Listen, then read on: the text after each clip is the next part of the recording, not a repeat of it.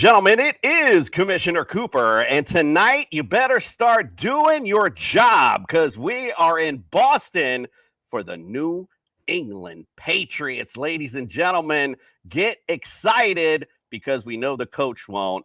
It's time for TSS Fantasy.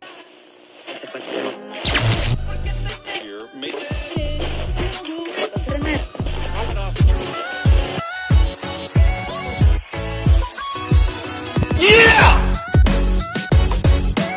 It worked for The Rock and it's going to work for me. And you just got slandered. That's what it is! This court is adjourned. It is Commissioner Cooper. Welcome to Sophistication Station. I'm here to save your fantasy roster. And it's time for TSS Fantasy.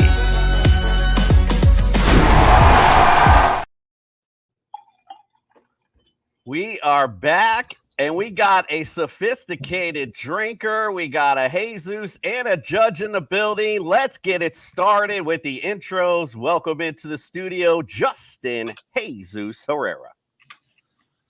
Hey guys, how's it going? Wearing my red, white, and blue today. Got the hoodie on, feeling very Belichickian down here at the Patriots facility. I don't know about you guys. I'm a little scared. Bill's walking around with his hand like this, and every once in a while, everybody goes, I've seen it personally happen to Bob once today, so trying to stay in line.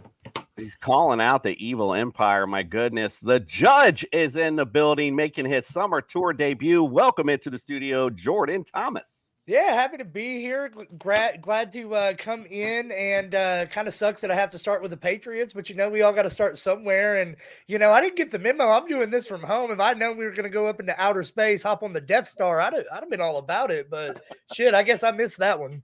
Justin is on fire tonight with the backgrounds for the summer tour. Gotta say, all right, we talking about sophisticated. Well, we weren't, but we're talking about it now. Let's welcome into the studio Andrew LeDuc, Mr. Mallet.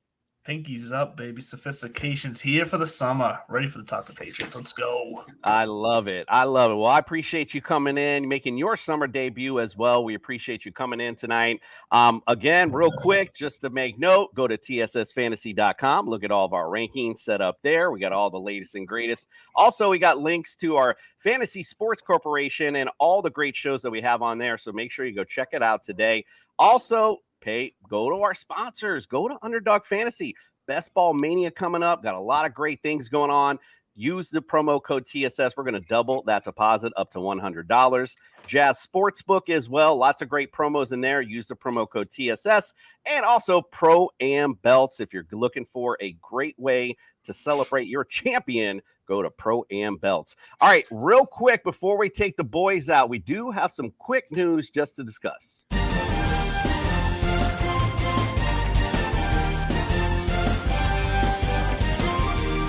We'll do it live. Fuck it. Do it live.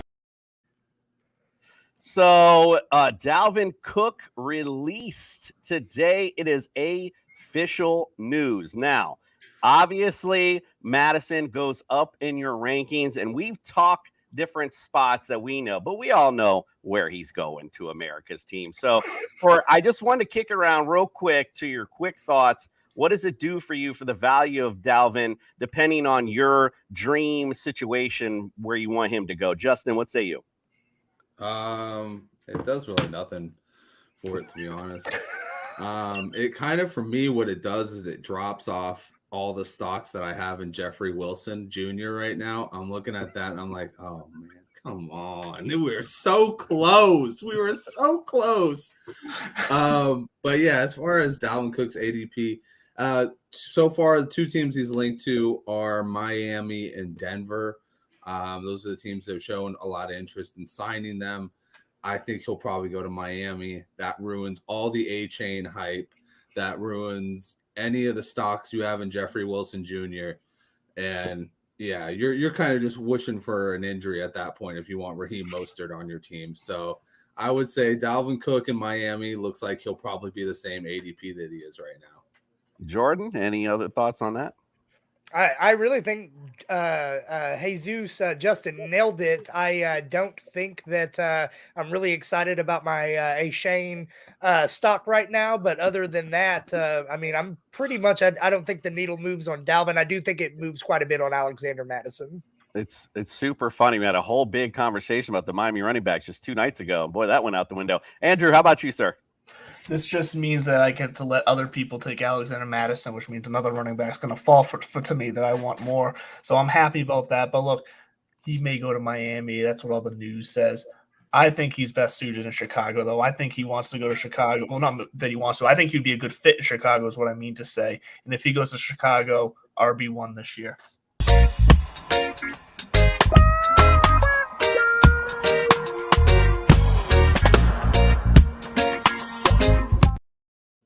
Yes. Definitively. He's got that weed wine going. That First THC night good back, stuff. It's his first night back. I had to razz him a bit. I mean, he is a little high if that's what he's thinking. All right, I'm going to send you boys out. We'll see you back on the Fantasy Focus. Let's hear from Dr. Miller.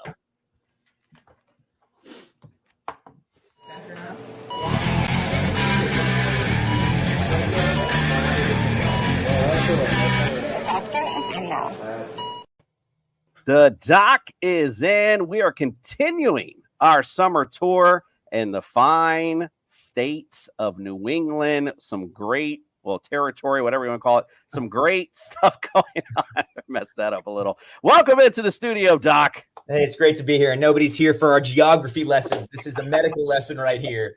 So, Mac Jones, we only have 2 years of data to draw on from Mac Jones, but he's only missed 3 games in his career. That was last season for a high ankle sprain, and he returned from that. So I'm not worried about this affecting this season. Over his career, he doesn't even have 100 rushing attempts. So he's going to take a whole lot fewer hits over the course of a season than a Jalen Hurts or Lamar Jackson. Accordingly, Mac Jones is going to be healthy 15% to the bench. Devontae Parker. So his targets, his receptions, and his fantasy points are all on a 4-year decline. Plus, he hasn't played in more than 14 games since 2019. Plus, he's 30 years old. Devontae Parker, 95% of the bench. Might not miss a lot of time, but he's going to miss a little time. And Hunter Henry. So he hasn't missed a game since 2020. But you guys all have him listed between 17 and 25 on your ranking. So why bother, right? But if I must, Hunter Henry, we're going to say 25% of the bench.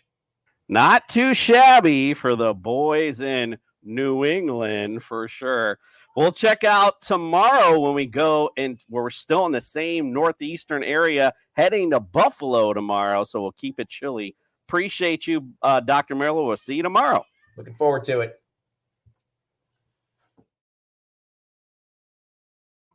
All right. Well, we appreciate you, Dr. Miller. Let's bring in our special guest for the New England Patriots. Our next stop on our summer tour is New England, where we eat lobster rolls and break down the 2023 New England Patriots.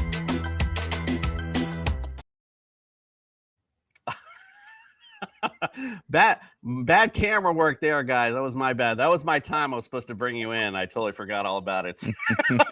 I didn't know we were getting lobster rolls. To the studio. I'm going to bring LeDuc in too, since he's our resident Patriots fan. Let's first welcome in our friend of the show. Been here quite a few times, Bobby Thompson. Welcome into the studio, my friend. What's going on? Nice to be back. Thanks for having me. We appreciate you being here. And we got some new friends in the studio tonight. They have the Patriots North podcast. First, let's introduce Tyler. Welcome into the studio, sir. Hey, thanks for having me. Excited to be here. Not every day someone reaches out wanting to talk Patriots these days, so it's a nice, it's a nice mix-up. Nice. Dave, welcome in, my friend. Yeah, thanks for having us. I came for Commissioner Cooper, and I'm a little sad that we didn't bring in JT because I stayed for JT's mustache. But well, he'll be popping back in later. I promise. Don't worry. You won't miss a thing. I got you. All right. Well, let's just talk about first last season. And we're gonna play a quick game right off the jump. Basically, what I'm gonna do is have you guys play a word association game. 3 words or less. I'm gonna have you sum up last season, and of course, I'll let you expand on it. Just so I'll let you think about that as I spell it out for you. Last year, you guys finished 8-9, third in the AFC East. Offensively is where you somewhat struggled. Points per game, you guys were 17th in the league. Yards per game, 26th. Passing yards per game, 20th. Rush yards per game, 24th. So that was obviously where this team struggled a bit. Defensively was pretty decent on that side of the ball. Points per game, you guys were 11th. Yards, 9th. Passing yards per game, 18th. And a very stiff run D, 7th overall in the league. So let's go to our guests. We'll go, Bobby. I'll start with you first, my friend. 3 words or less. How do you sum up last season? Go ahead and expand on it. Wasted year, in my opinion. It was an absolutely wasted year. It all went downhill when Josh McDaniels went to the Raiders. All went downhill. There was no plan to succeed him, and this experiment, if you will, as they've been calling it, of Matt Patricia being a offensive play caller. I mean, if Bill Belichick was basically trying to be cute, he called plays on defense. Oh, why can't he do it on offense? No, it doesn't work that way. And last year just didn't work out. Obviously, you see on offense, there were guys not even knowing where to line up. That's why there's so many pre-snap penalties. It was very frustrating. Just not Patriots football. Watching every game last year, I'm just like, this is not Patriots football. And it was extremely frustrating. Try to forget about it, to be quite honest with you. There was some good. I mean, there were some games like I will say this, the defense played well. Love Matt Judon. I think he's been a game changer since he signed here. He's been somebody this defense has needed, and he's been everything for them. And, in New England, they say the best ability is availability, and he's been available, and look at what he's done. He 12 and a half sacks his first year, 15 and a half last year. And I just think he's going to get better. But last year, the offense, it's funny because Bill Belichick is the greatest coach of all time, right? He is. There's no debate about that. But the problem is that he stunted the growth of his young quarterback, and that's something that a rookie head coach would do, or a rookie owner would do. And there's not something Robert Kraft and Bill Belichick would ever do, right? Well, they did that. Last year, everybody gets a pass, in my opinion. How Mac played, I get it. Look at what he was dealing with. The fact that he did what he did last year, 14 touchdowns, 11 interceptions. I mean, that's a prize in its own, I guess. It's just was a wasted year. I feel bad for Mac Jones. I really do. I hold nothing against him. I love the guy. I think he is the future of this franchise.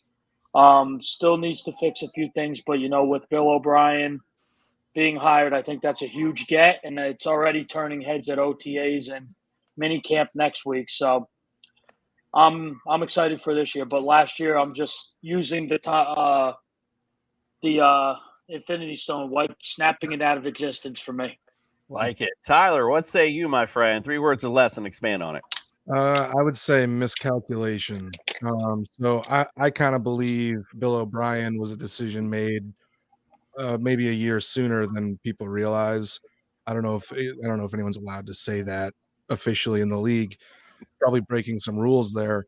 But I do believe it was hey, we got 3, good football coaches here. We can make it work for 1 year. And I think it was a miscalculation that went south. I agree with a lot of what Bobby said. It was a wasted year. It's not the step we're looking for with a year 2 quarterback that had, I believe, the 8th best rookie quarterback season of all time. And then you know what I'm looking forward to this year. I don't know. Our division's extremely difficult, but I just want to see something that resembles offensive football, and I'll be happy. So that's where I'm at with the Patriots. Agreed, 100%. Dave, how about you, my friend? 3 words or less. Last season, what do you think? Always next year. That's where we're at now. We're at always next year. And I was going to say, what'd you expect? Because, you know, you bring in Matt Patricia, but Bobby took that. So I think we're at the point in the Patriots fandom. We're in the era of always next year where, you know, after the Cam Newton saga, it was, well, we're bringing in a rookie. He's going to excel, and we have all this cap space, and we're gonna spend the cap, and we're gonna get to where we need to be. We were saving up for this. We had to clear the books. You know, remember Bill was talking about, well, we had all this dead money. We had all of our money tied up. We were going to clear it out. We were going to spend. And then we had a great rookie season for Mac. And then we followed that up with what was last year. And now this year, I thought this offseason, we had heard a whole bunch about the fact that we had like $100 million in cap space. We get to the end of the season, that money's gone, and everyone's saying, well, actually, it's next year that we got to spend that money. And we bring in Juju and a real offensive coordinator. And apparently all of Patriots Nation is satiated. We're all saying, well, we have a real offensive coordinator now. Maybe we'll see something that resembles offensive football. And also we have Juju Smith-Schuster. So we're at this point now. And Mike Gesicki, maybe we'll actually have a 2 tight end set. But it's frustrating because you see teams like the Jets bring in Aaron Rodgers. You see teams like Miami bringing in Ramsey and just another year continuing with this insanely quick offense. And if Tua stays healthy, people forget he was on an MVP track before he went down. Now, I don't know that he's going to stay healthy, but we'll see. The Bills are the Bills. You know, Tyler's argued that they might be primed for a step back, but regardless, they could take 10 steps back and they still the Patriots wouldn't be able to best them in the standings. So for me, I just think we need to remember who we were and what our expectations were. And while it might be unreasonable right now, we need to not let ourselves get satiated by bringing in Juju Smith-Schuster and Bill O'Brien. All right. I like you. Andrew, how about you, my friend? Yeah, it's a perfect segue into because you guys nailed the X's and O's and the business and really all the aspects of what's going on here. So I'm gonna hit the fan angle and I'm gonna say simply unwatchable because you nailed it. We've lost. Last year felt like our expectations were gone, and there was nothing that was watchable about that team that reminded me of being a Patriots fan. Between all the whining and the complaining and the on-field stuff with Mac and then all of the side stuff with it was just felt like a non-Patriots team, and it was so frustrating to watch just the on-field play and then even the press conferences in the locker room after. So it felt like just a non-Patriots season. I want to see that get back on track. I feel like that's got to come before everything else, or the locker room's just not going to take any X's and O change that they throw at them. So if I may, just real quick. So I watch. It's a thing I do. I watch with my father every game, every game. We would have a bet every first series of the Patriots for that game. What's going to happen first? Max sack or a 3-and-out? That's the Patriots' expectations right now. Well, listen, I know you guys don't like the 90s football, but I certainly do enjoy the non-Patriot football. I don't know about you guys, but I'm just messing with you guys. All right, so we've talked about what was. Let's talk about what is. So you did add in, you just mentioned Mike Gesicki as tight end. You added James Robinson in the mix also, and you mentioned Juju Smith-Schuster also added to the mix. You did lose Damian Harris. Jacoby Myers is gone. Jonnu Smith, I mean, whatever. He wasn't really much. Just had some flashes here and there. You really made your bread and butter and got young in the draft. I mean, it's going to take me a minute to read all this. Round 1, Christian Gonzalez. That was a big splash at corner from Oregon. Keon White, defensive end, Georgia Tech, round 2. Marty Mapu, linebacker for Sacramento State. That was in round 3. You had 3 round 4 picks. Jake Andrews from Troy, Chad Ryland, a kicker from Maryland, City Sal, guard from Michigan State, Antonio Mafi, guard from UCLA, Kayshawn Boaty, receiver from LSU. Boaty, I guess that makes sense. Bryce Behringer, punter. So you guys got your special teams through the draft this year too. Michigan State, Demario Douglas from Liberty, receiver. Amir Speed, cornerback, Michigan State. What a cool football name that is. Isaiah Bolden, round 7, cornerback out of Jackson State. So you got a little younger, also. So, again, you did. Tyler mentioned it, or one of you mentioned it regarding the division. It's tough. You're in a tough division, obviously, with Buffalo, with the Jets improving, with Miami being decent. So, listen, the main thing I want to hear, though, is predictions. What you guys think? Dave, I'm going to start with you, my friend. Give me your prediction for this year's New England Patriots. Oh God. I think we'll get a little better. I'm thinking at this point, God, where are we at now? 9-8, probably.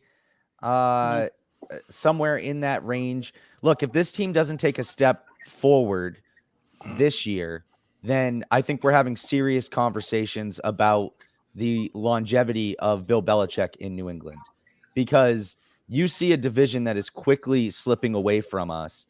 And I can tell you that Robert Kraft knows he's not getting any younger, and he doesn't have patience for this. So as we continue to see this, we'll see. I'll tell you one thing. You mentioned we got younger in the draft, and we did go pretty heavy defense early. I think that's an admission that the defense last year may have been a bit of a mirage. We played a lot of quarterbacks that weren't great, and when we did, we smoked them.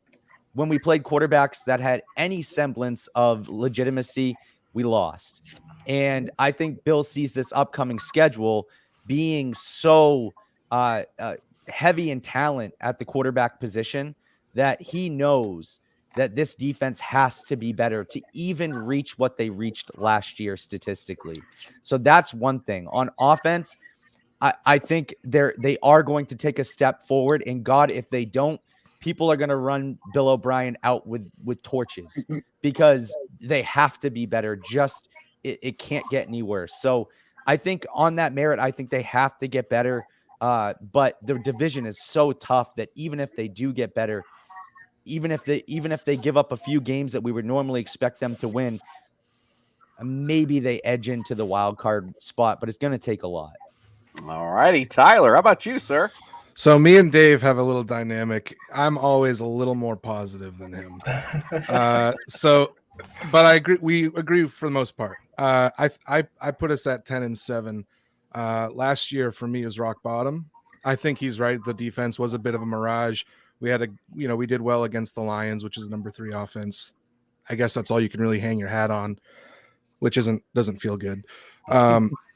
But I do think the bodies we brought in the draft, Gonzalez, Keon White, Marty Mapu, let's see what he is. He's practicing safety and linebacker this offseason so far. Interested to see what they do with him.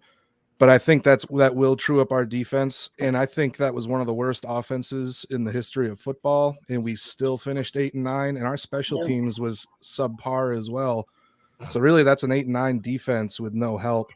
So if we are able to get something that resembles an offense this year, and I have every belief that Bill O'Brien will get us to that point, I could see us 10-7, but I don't think 10-7 gets you very far in the AFC East. So I still have that 3rd at best. So that's where I see this year. Maybe a lot of foundational players emerge. That needs to happen. A lot of our,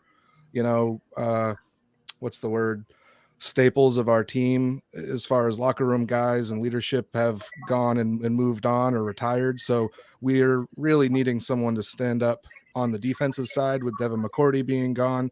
And let's see if Matt can take that next step.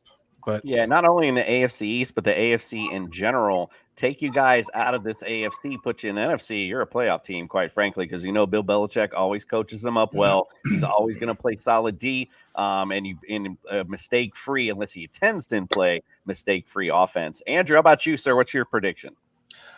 Yeah, so I just quickly looked at the schedule again to confirm what I thought. I'm a little bit, I guess a little bit more down. I need to see some changes first. Looking at the schedule, I honestly see them as an 8-9 again, or 9-8 at best team, but it feels like another 8-9 season. And that's not to say that I think their offense will look better. I think the defense will come back to earth, like you were saying, Tyler. My biggest gripe was Koopy brought it up about them getting younger in the draft. I liked the Christian Gonzalez pick. I hated what they did with the offensive line. It felt like we had a very specific and obvious need, and Bill did what he always does, and he drafted a bunch of linemen that are supposedly versatile and can play multiple positions. And I'm tired of seeing that fail. So it feels like the offensive line, which was a big issue for me as far as the offense went, with Mac's comfort, level of comfort in the pocket, that I don't feel like the offensive line necessarily got a ton better, and that's why I'm still feeling like this is at best a 9-8 team. Indeed. Again, tough sledding in this AFC, being 9-8 and 10-7. Bobby, how about you, my friend? What's your prediction? Well, I agree. I think the ceiling is 10-7, but 9-8 I think is realistic. I love the draft. I think the Patriots had a fantastic draft. Loved their first 3 picks. Getting Christian, trading out, because that's one thing that we're all used to, is Bill Belichick trading out and pissing us all off, especially me. Trading back 3 spots to basically screw the Jets so they don't get a lineman that they wanted. I love it. I absolutely love it. And 3 picks later, the guy you wanted is still there. That's a steal. Christian Gonzalez, I think, is going to be fantastic. So I'm hoping, his ceiling, not to go off topic and go on a rant about Gonzalez, I'm hoping he can have like a Sauce Gardner type of season. Hopefully, we'll see. But Sauce Gardner's a whole different animal. So, but love Keon White was a projected first-round pick in some mock drafts. We got him at 46. I like that. Mapu, I really didn't know much about him, but his versatility, obviously, Belichick loves it. But for me, for the offense, I think Juju is an upgrade over Jacoby Myers. I'm sorry, I'm going to be honest. I was never a Jacoby Myers guy. Never really was. He didn't move the needle for me. I get it. Some people liked him. He could throw the ball. We've seen that before. All these trick plays, I get it. But he never moved the needle for me. I think that's an upgrade. Jonnu Smith was a complete failure. He just didn't fit our offense. It's all right. You were able to get out of it. You gain $18 million next year. That's fine. And you get Mike Gesicki, who the guy's not going to block for you, I'll tell you that. But in the red zone, where the Patriots' offense was putrid and non-existent last year, that's where he feasts, and that's something we needed. So I loved it, loved the signing. To me, I still think this team needs a number 1 receiver, and there's one out there right now that's, taking a visit with Tennessee. I personally still think if the Patriots don't put all their eggs in DeAndre Hopkins' basket, I think they're foolish. I think he could help change this offense, bring another dynamic, that number 1 threat that defenses have to prepare for. And then it just opens up things for Juju. It opened up things for Ramondre in the passing game. It opens up things for Hunter Henry and Gesicki. It just makes too much sense not to happen. And they have the money to do it. So I just think it's, makes too much sense not to happen. But with the defense, I agree. I like what we added. We needed a number 1 corner. You're going up against Aaron Rodgers for 2 times a year now. So this is going to be a problem. You're going up against Josh Allen. And we don't have a corner that can cover Stephon Diggs. Hopefully, Christian Gonzalez could do that. Our cornerbacks, I will say this, though. I do think that Tyreek Hill, Bill Belichick plays him very well since 2017, where he torched us week 1.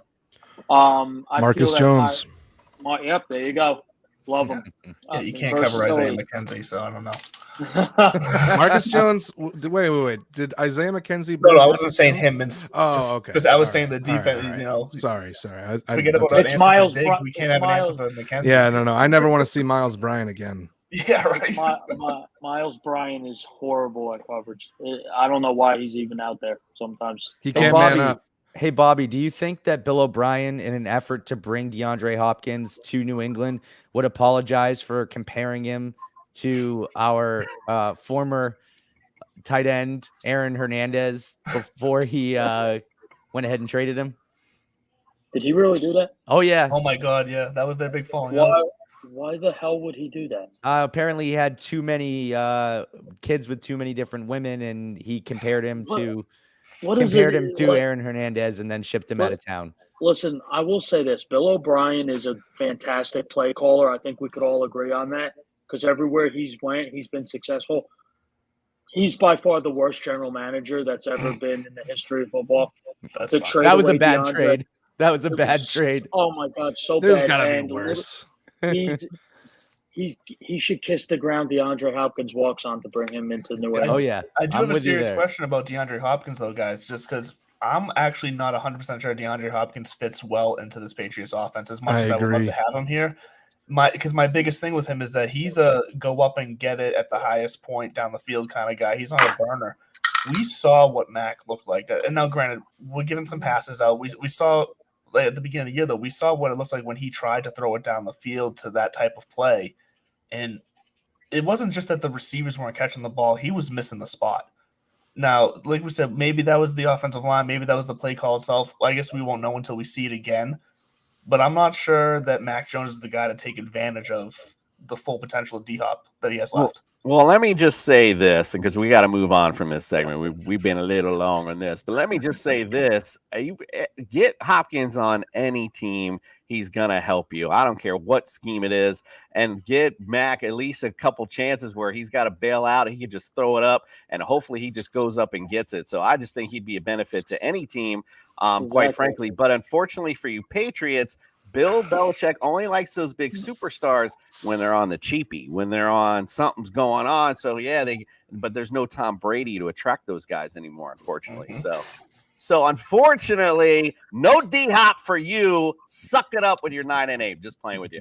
All right, so look, we got all serious. We talked about last year. We talked about this year. Let's let our coats back a little bit. We're going to play a game. We're going to play Fantasy Quiz Show. I'm going to have Tyler and Dave against Andrew and Bobby. As everyone knows, Fantasy Quiz Show, just like Family Feud. So you get 3 strikes to answer. If you do not finish within the time, the other team gets a chance to steal, pretty much. All right, let's get it on. It's Patriots Fantasy Quiz Show. There seems to be no sign of intelligence. It's the Fantasy Quiz Show. Justin Jefferson. Justin Jefferson. It's going to be a long game.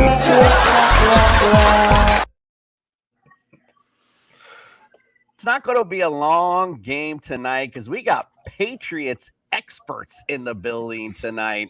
Let's start it off with Andrew and Tyler to start things off. Mano y mano. Top 5 answers on the board. Here's the question. I'm looking through all-time history, top 5 QBs with the most TDs. Will we just go? Scream, go. Yeah. Drew Bledsoe? Yeah, of course. Are we talking just Patriots? Yes, just Patriots. So okay. Drew Bledsoe. Drew Bledsoe's number 2 on the list. Tom Brady. I thought I didn't think Bobby was going, but I was gonna say Tom Brady. Well, it's like Family Feud. That was Fast Money, I think, right? Okay, but Tyler goes Tom Brady.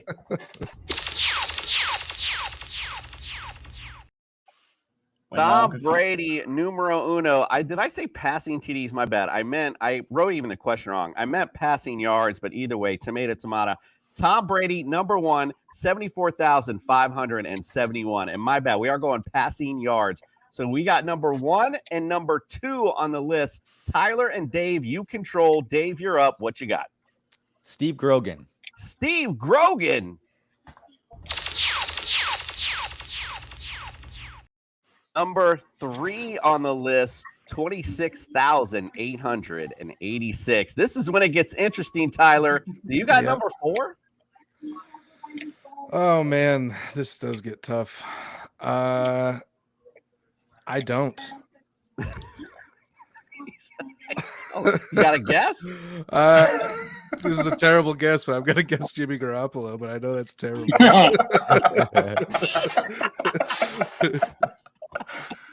Jimmy Garoppolo.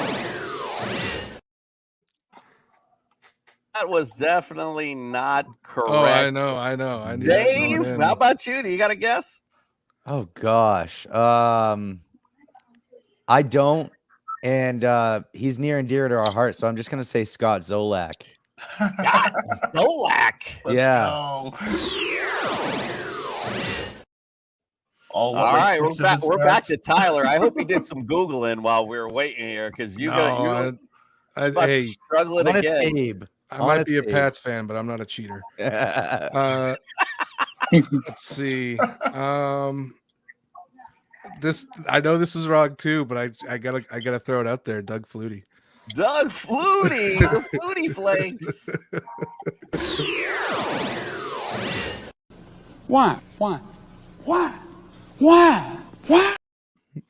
All right, Andrew and Bobby, you have a chance to steal. Do either of you know number 4 or number 5? You guys can talk amongst yourself to get a consensus answer if you like. So, Bobby, I'll give you this one because I realized I forgot how Family Feud worked. I thought I just had to be the first one to answer earlier, and I just threw out Drew Bledsoe.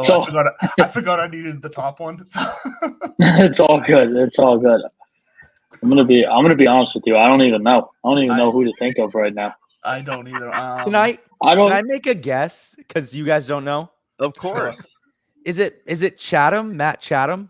Matt Chatham. You idiot. I deserve that. So the rest of the list, number 4, Babe Parilli. He was 16,747 yards. And number 5, Tony Eason. I was surprised no one said that one. 10,000. Yeah. Are you sure it's not Garoppolo? I knew there was an E name, and I wanted to say Ison, but I knew that was wrong, so I was thinking of Rich Ison. But Let's go to round 2. Bobby and Dave, you guys are up again. Just shout out the answer if you know it. The top one obviously gets control. I am going to go touchdowns, though, this round for sure this time. We're going to go all-time top 5 answers, running backs. I'm looking for the top 5 rushing TD leaders of all time. Sam Cunningham. Sam Cunningham.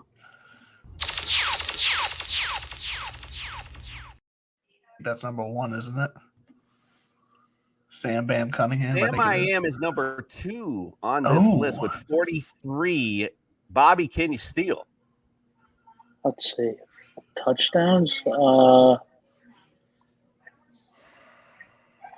wow. Yeah. I'm going to go with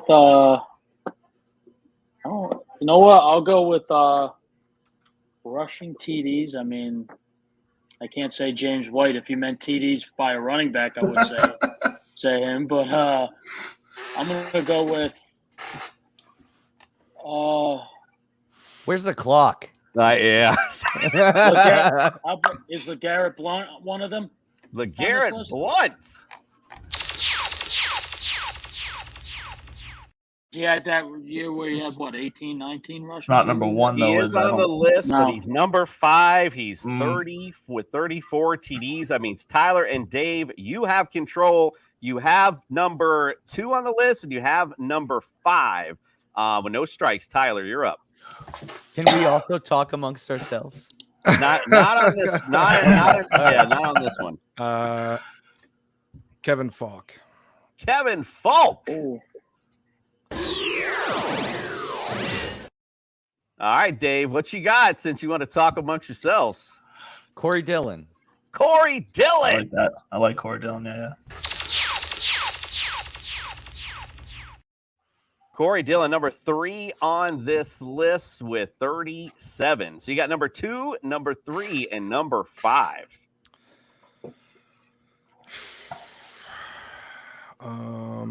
let's see. We got LeGarrette Blount, Corey Dillon, and Dave, what was the first one you said? Sam Cunningham. Sam Cunningham. I know one, Bobby. I don't remember one, but I know one. Putting the pressure on.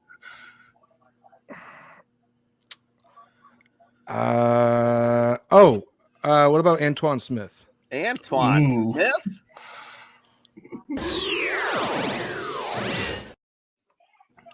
Dave, are you going to save the day? Not of the Boston Celtics. We got one strike remaining. I'm going to say James White. James White. Stop it. Get some help. Unfortunately, not Andrew and Bobby. You guys again can talk amongst yourselves. You're missing the number 1 and number 4 on this list for all-time rushing TD leaders. All right, Bobby. So it's got to be Curtis Martin's on that list. It has to be, right? I think he has to be on that list. He has to be. I'd say Curtis Martin. Curtis Martin.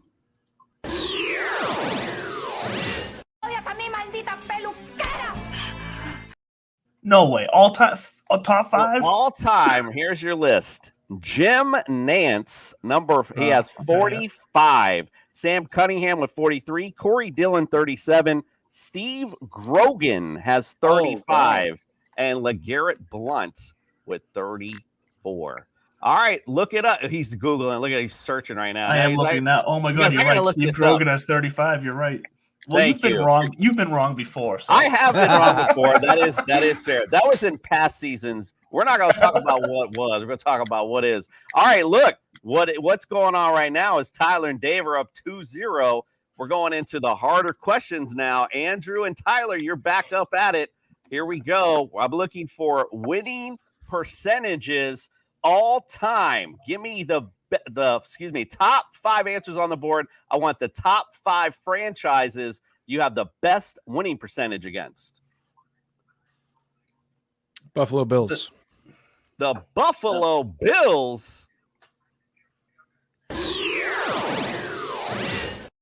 Wow. Yeah, this is going to be something weird. Teams that we played a decent amount, but not division teams. So I'm going to say the Chargers.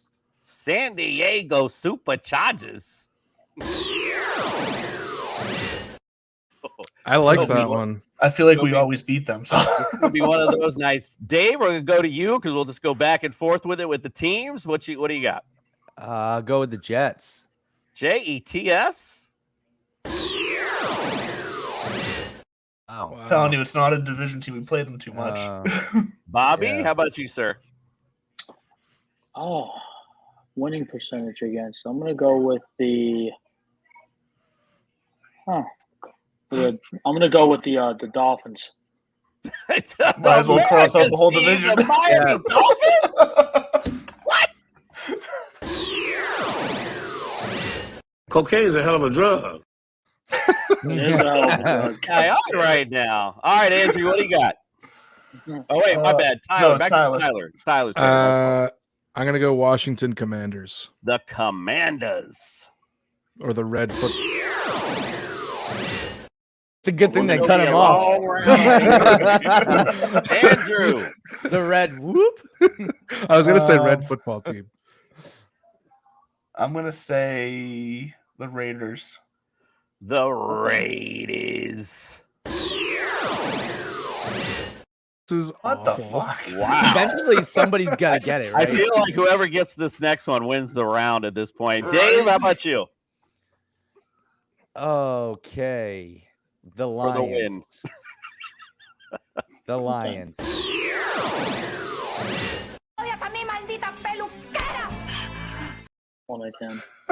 No Lions either. Crazy enough. Bobby. I'm gonna go with Dallas. The Dallas Cowboys. Wow, I can't even believe it. Tyler? We have to get it. What? Like, I know. This is we're in overtime, so if somebody gets it on one side, I'll give the other team a chance to get higher, and then that'll be that. Makes sense. So, Tyler, what do you got? Houston Texans. The Houston That's a good one. Texans. That's a good one.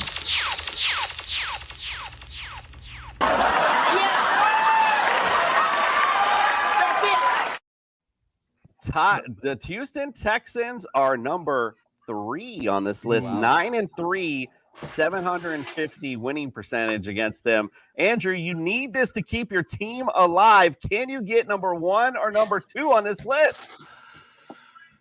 Oh, I'm between two teams. And they're both in front of him on his computer screen. They're not. Do you want me to share my screen?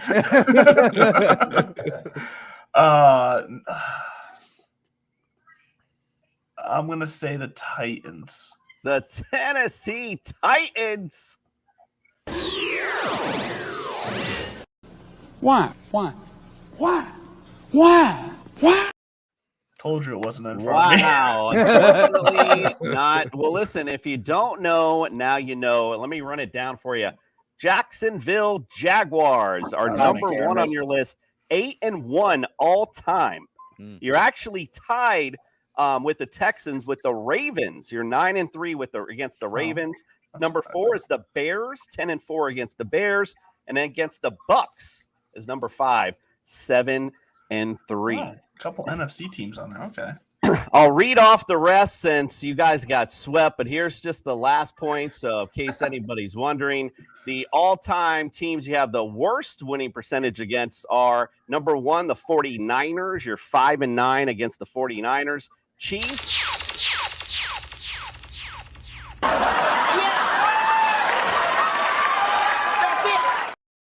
Tell Justin to take let the controls the go. backstage crew, apparently. So, number 2, Chiefs, 14-20. Cowboys are number 3. You mentioned them earlier, 6-8 against the Cowboys all time. Panthers are number 4. You're 3-4 against the Panthers lifetime. Seahawks, 8-10. Listen, guys, if you don't know, now you know, but I appreciate you guys playing. That was fun. Tyler and Dave, congratulations. You are tonight's winners. Yay! I Good still answer. feel Good embarrassed answer. for some of those answers. The guy.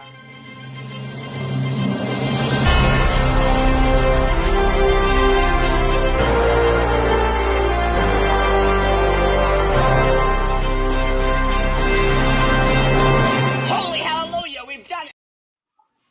And unfortunately for Andrew and Bobby, as traditions on this show, when we have a winner, we ultimately have a loser. Bring it on. Dumbass. Thank these. They call me dumbass. Play kind entertainment. Stupid. So you're telling me there's a chance? I've missed that. Unfortunately, yes, that's the good old song from the good old days. All right, well, we're going to take a quick commercial break. When we come back, we're going to do our fantasy focus. Fellas, you guys are welcome to stay if you like. We're going to bring our crew in, but if you like to check out, this will be the time anyway. I'm going to give you to go ahead and plug where you guys are from and where everybody can follow. So Tyler and Dave, you guys can do a little combo, however you like it. Tell everyone where they can follow, subscribe, get all your great content. Yeah, you can find us on Spotify. You can find us on YouTube at the Patriots North. Find us on Twitter. That's our social media page. Facebook, anywhere, really. Come check us out.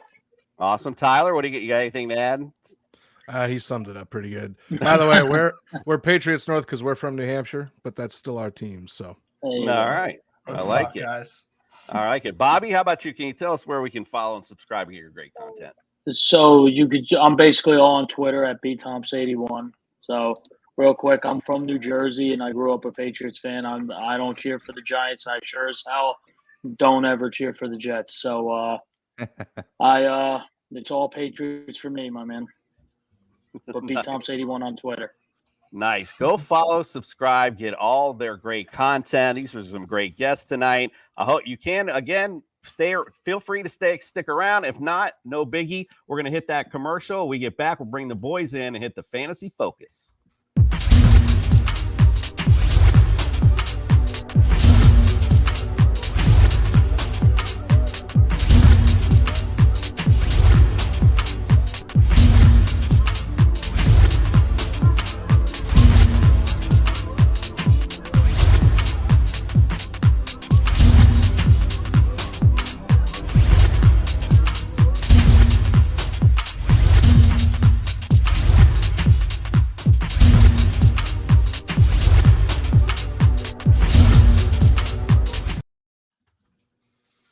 All right, the judge and the Jesus are back, so it's time for the fantasy focus for the New England Patriots.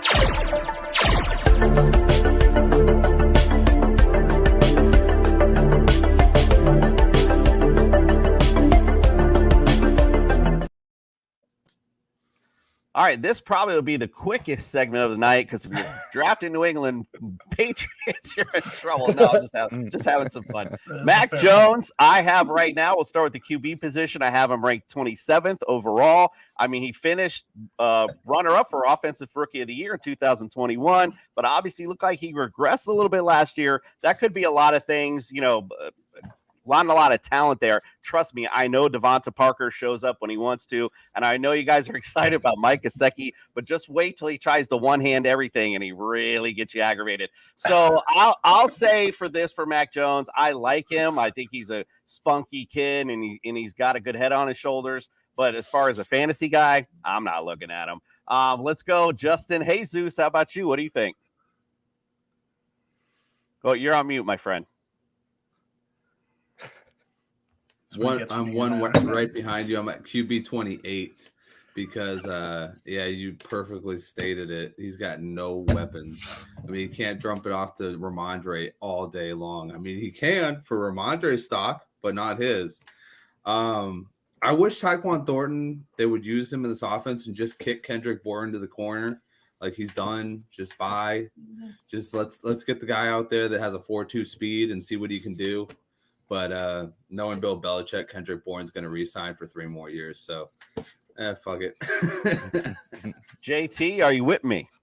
I'm with you 100%. I'm probably avoiding Mac Jones for the most part, except for in deeper and 2 QB leagues. But really, I just got to say, I'm just here so Dave can see my mustache. It's so glorious. Thank you. Glorious.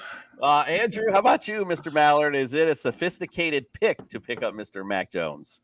No, that's just not. This is a very much we need to see. We've seen the good and we've seen the bad. We need to see what's true now. So you can't be confident until we see it. Yeah, true. All right. Well, Dave, what do you say, friend? Are you drafting him? I'm not. I mean, especially in most leagues, you really need a dual threat quarterback anyway, and Mac Jones is not. So I'm with JT. Unless you're in a real deep league and you got 2 quarterbacks, stay away. Tyler, you're going to be the lone man here. No, I don't draft. I don't draft Patriots offensive players to my fantasy team. Smart man. You must have been a lot then, apparently. All right. I do okay. All right, let's go to the running back position where we do see some promise in fantasy. Right now, I got Ramondre Stevenson, my number 12th running back on the season.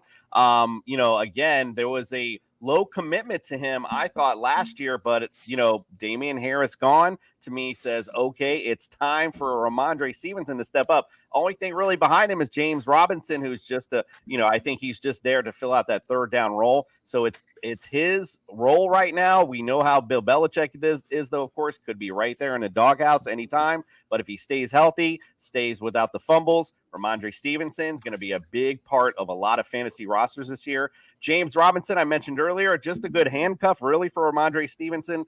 I think later on, in the season, you might see a game or two where you might get a little spurt from like a couple TDs or something from James Robinson. But nothing to write home about. But Ramondre Stevenson, I'm definitely targeting on my fantasy rosters. JT, we'll start with you on this one. What do you say with the running backs for New England? So you already know Ramondre Stevenson was my guy. That's my running back. I want every share of him I can get in the top 10. I think he's a top 10 fantasy asset this year. The one knock on him was touchdowns. I think he'll find the end zone a little bit more this season. Really like everything about this kid. As far as James Robinson, I have zero concerns. That guy got kicked to the curb by the Jaguars and then the Jets, and it's going to be no different with the Patriots. I don't even know if this guy's going to make the damn team. Give me all the Ramondre Stevenson. He's the one viable offensive weapon in this Patriots offense. Andrew, I see you shaking your head. You agree? Yeah, look, this is actually the one time that I am fantasy confident in a Patriots running back. And the main reason is because usually the top guy has a younger guy behind him who is the way Bill will do it is halfway through the season, he lets the young guy take over. And then the next year, the younger guy's his year, and then he kicks him to the curb. Like, it's just a rotation with Bill.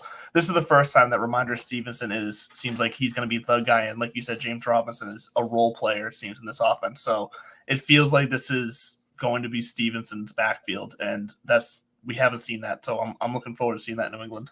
I will just say, your boy, though, and you go ahead, Ramondre Stevenson makes a couple mistakes. Don't be surprised to see a little James Robinson all of a sudden starting for the New England Patriots. You know how Bill Belichick is. Justin, what do you say, sir?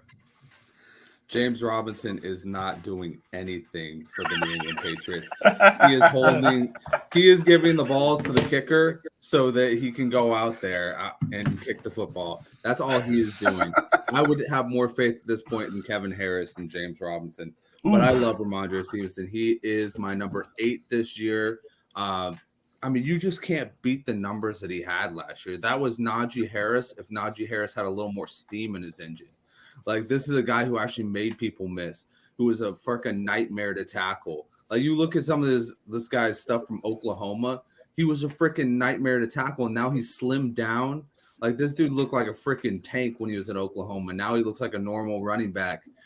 I'm all day long. When you have 6 touchdowns and you can still finish as like an RB1 with 1,400 yards, all-purpose yards, and then to top it off, you had 69 receptions, guy's going to be gold in PPR.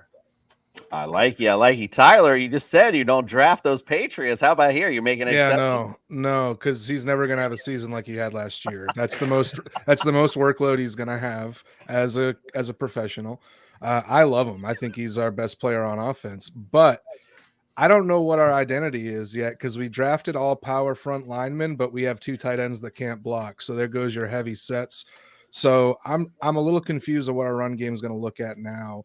We also had 2, and this is a trend of Belichick's. We had 2 rookie running backs last year, Pierre Strong and Kevin Harris. Kevin Harris is going to be taking those goal line reps, and Pierre Strong is going to be taking those receptions. So I would avoid Ramondre, not to say he's not going to be productive. He's going to be picked higher than his value. Dave, you agree? I'm totally on board with everything that Tyler just said. I would be cautious, and everybody can make the James Robinson jokes. That's not the guy you guys should be looking at and being concerned about. It is Kevin Harris on the goal line. It is Pierre Strong potentially taking some of those catches out of the backfield away from Ramondre. And I'm 100% confident in what Tyler just said. The fact that he's not going to have another season like he had last year, especially when you consider the more dynamic pass catchers that were brought in to replace some of the slower and rack resistant wide receiver threats that we had last year. So I would be concerned in drafting someone like that high. All righty. Wow. I wasn't expecting that. I thought that was the one guy you were going to be behind. All righty. Let's bring it down to earth a little bit. All right, let's go to the receiver position. Okay, so we talked about Juju being an upgrade, but I got him 54th. Like, I just don't see it. I just really don't. I just felt he was just okay in a Chiefs offense with Patrick Mahomes. He was just all right. Devontae Parker, obviously you guys know I have a long history of Devontae Parker. He shows up when he wants to. Actually just makes catches when he feels like it. It seems like. I do agree with Justin when he said earlier with Tyquan Thornton. He showed some flashes last year. I do like that. And don't forget about Trent Sherfield last year. He showed up for Miami in a few big games when they needed that third receiver to show up, and Sherfield was that guy. So don't forget that name also in this Bills offense. Andrew, I'm going to go to you first on the receivers. What do you think? So I'm not high on any of the receivers in fantasy wise until we see something, like I said earlier, something better in the offensive line. I think until the offensive line gets incredibly better, I think this is still a dump it off to the running backs or tight ends kind of offense, especially bringing in. I know you're not high on Gesicki, but still, I think that's a better receiving option than Jonnu Smith was, where they can actually run 2 tight end sets. So I don't see the receivers capping off their ceilings in this offense. He will. And Gesicki probably, for sure has got something to prove this year. So I'm sure he's going to play well for you guys. I'm just kind of but he, like I said, for the Dolphins, many a times seeing this guy with these one-handed, I'm like, just catch the ball, bro. No one cares. Anyway, y'all hated Welker too. Justin, what do you say, sir? Yeah, I'm not really fond of any of these guys. Highest one I got is Juju at 45.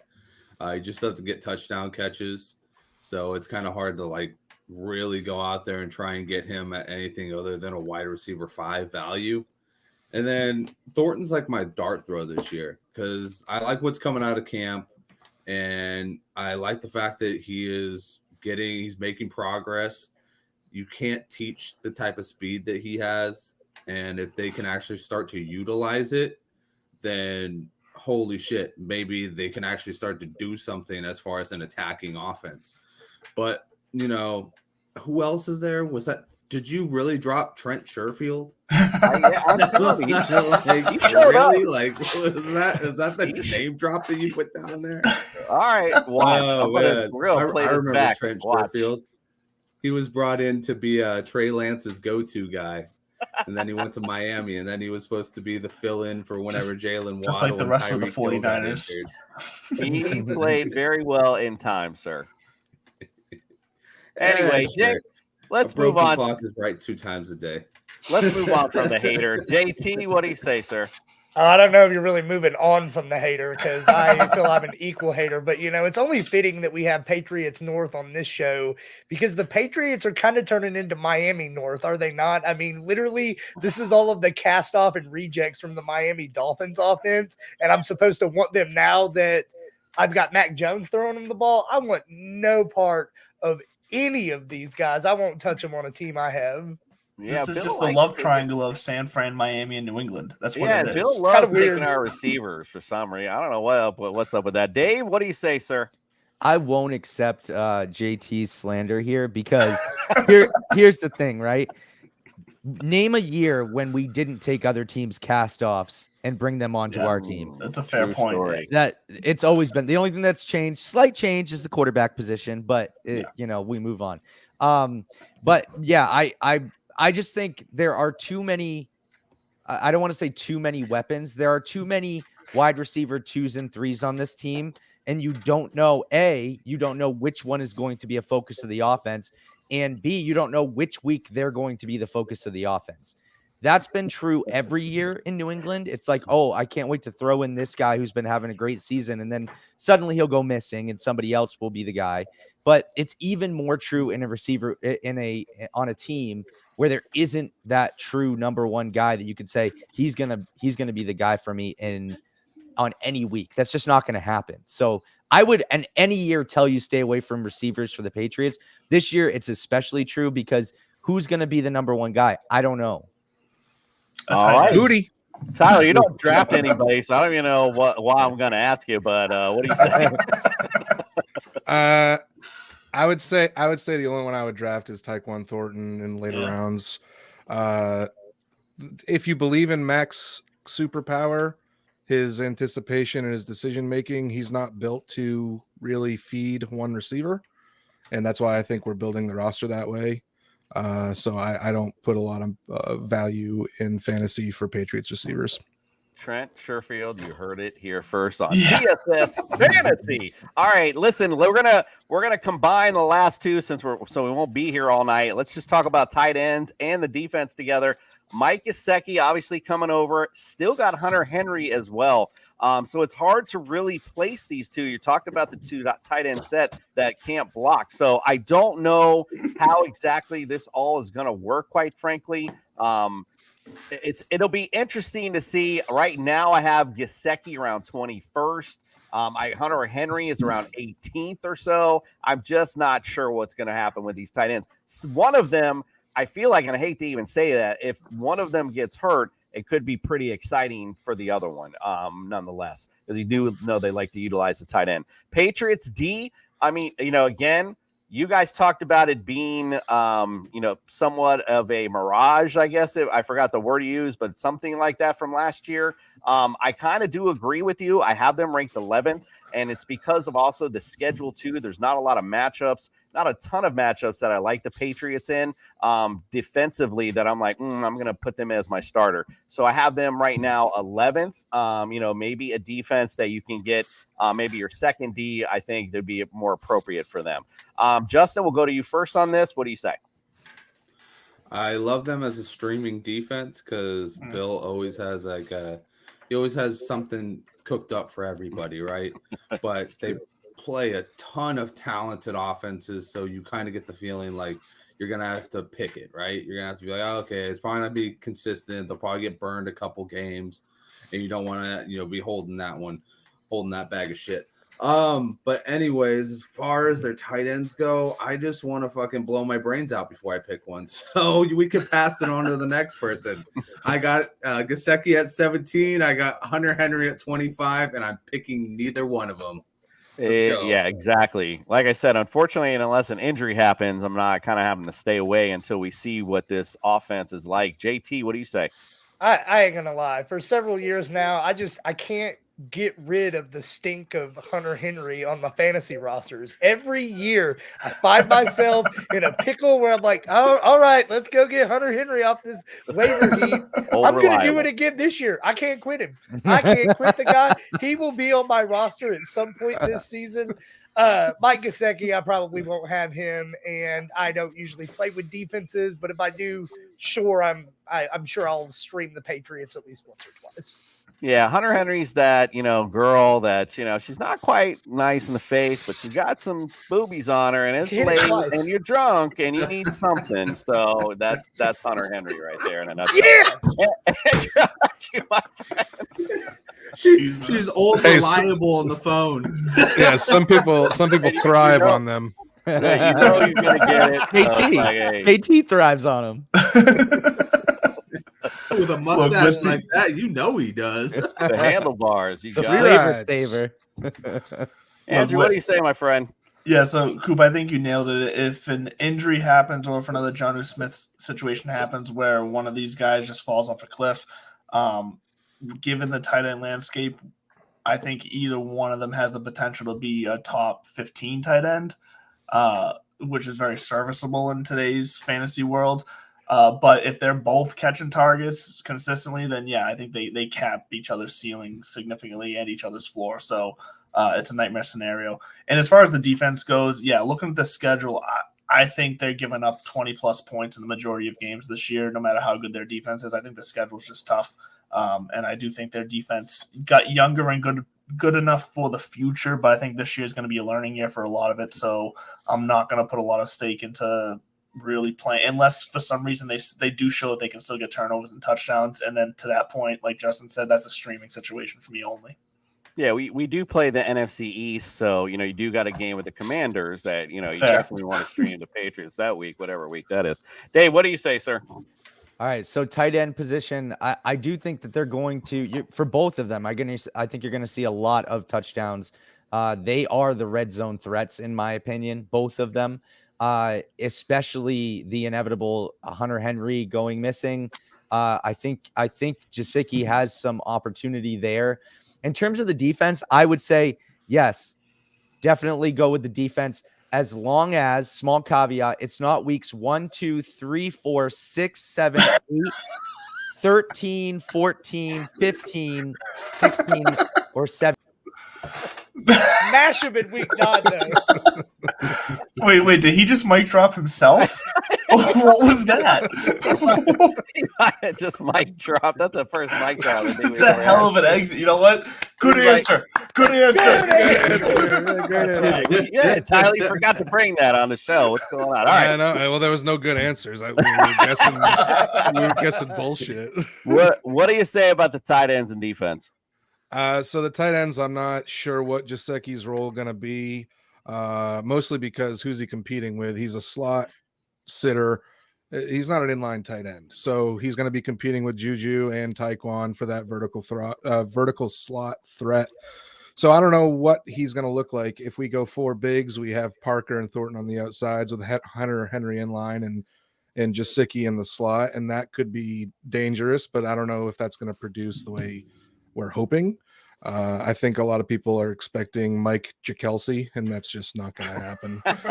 And so as far as our defense goes, we're definitely going to be going against some, pretty potent offenses that are going to put points up against us. So like everyone else has said here, streamer only. Nice. Dave, man, like we thought you mic dropped out of here. We were all excited. We gave you a hand. It We would've been a gave you a lot little cooler if you golf did. clap and everything. Yeah, we were kind of cool with it, Dave. No offense, but that was nice. We were like, that was the first mic drop we've had ever to leave the show. It was pretty cool. It looked great. I should have left. I should have left. It looks The optics were fantastic. great. I know. I was like, I want to leave him out, but I didn't want you to feel bad. I was like, oh, I'll bring him back in. Why not? Listen, guys, I really appreciate you guys coming in tonight. We love making new friends. So if you are out there, a Patriots fan, go follow the Patriots North podcast. Lots of fun with Tyler and Dave. Really enjoyed having you guys on. Hope to have you guys on later in the season as well. We got a fun show tomorrow night. We got the Buffalo Bills. Our old friend Rico's coming in, and a couple other Bills guys are coming in to talk some smack about the Buffalo Bills. Oh my goodness, man, this has been an awful week other than the first week with America's team. All right, guys. Well, we appreciate you coming in. We appreciate my boys coming in as well. It was a good night tonight. Good luck to your Patriots. Well, at least for you anyway. And we are out.